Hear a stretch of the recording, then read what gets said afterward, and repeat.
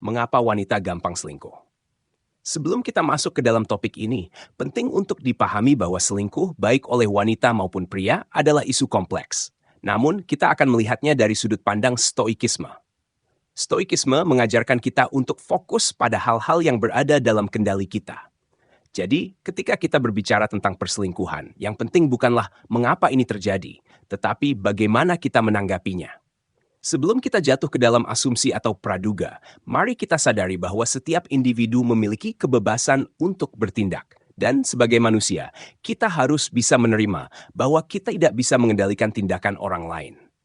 Seperti yang dikatakan oleh Marcus Aurelius, kita tidak dikendalikan oleh keadaan, melainkan oleh bagaimana kita memandangnya. Banyak orang merasa sakit hati, marah, atau bahkan hancur ketika menghadapi perselingkuhan, tetapi apakah perasaan-perasaan itu membantu kita atau malah menghambat kita? Sebagai seorang stoik, kuncinya adalah menerima kenyataan tanpa didikte oleh emosi yang berlebihan. Saat kita fokus pada hal-hal yang berada di luar kendali, kita hanya membuat diri kita lebih sengsara. Salah satu alasan utama mengapa seseorang memilih untuk selingkuh, entah itu wanita atau pria, bisa jadi adalah karena kurangnya kepuasan emosional atau hubungan yang tidak sehat. Namun, seperti yang dijelaskan oleh Epictetus, tanggung jawab pertama kita bukanlah untuk mencari siapa yang salah, tetapi bagaimana kita bisa menghadapi tantangan ini dengan bijak. Artinya, daripada tenggelam dalam amarah atau kekecewaan, kita perlu merenung bagaimana kita bisa bertumbuh dari pengalaman ini. Sekarang makin bertanya, bagaimana kita bisa bersikap produktif setelah mengalami perselingkuhan? Jawabannya adalah dengan mengendalikan reaksi kita. Kita tidak bisa mengubah masa lalu, tetapi kita bisa mengendalikan cara kita menanggapi situasi itu. Kita bisa memilih untuk tetap fokus pada tujuan hidup kita, untuk menjadi versi terbaik dari diri kita sendiri. Ketika emosi kita terkendali, produktivitas kita meningkat. Ini bukan berarti Anda mengabaikan perasaan sakit atau kekecewaan, tetapi justru memanfaatkannya untuk belajar dan berkembang. Kata-kata Viktor Frankl, seorang psikolog terkenal yang selamat dari Holocaust, sangat relevan di sini. Antara stimulus dan respons, ada ruang.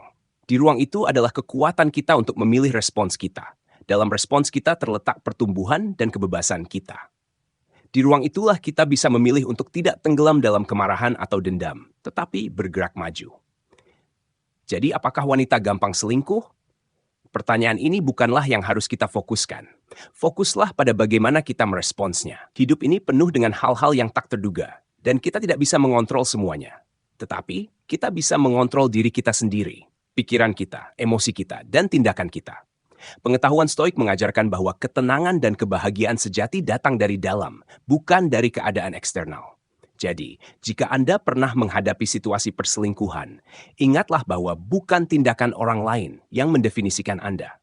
Tetapi, bagaimana Anda menghadapi situasi itulah yang menunjukkan karakter Anda yang sebenarnya. Penutupnya sederhana. Jadilah kuat, berfokuslah pada apa yang bisa Anda kendalikan. Dan jangan biarkan perilaku orang lain menghancurkan kedamaian batin Anda.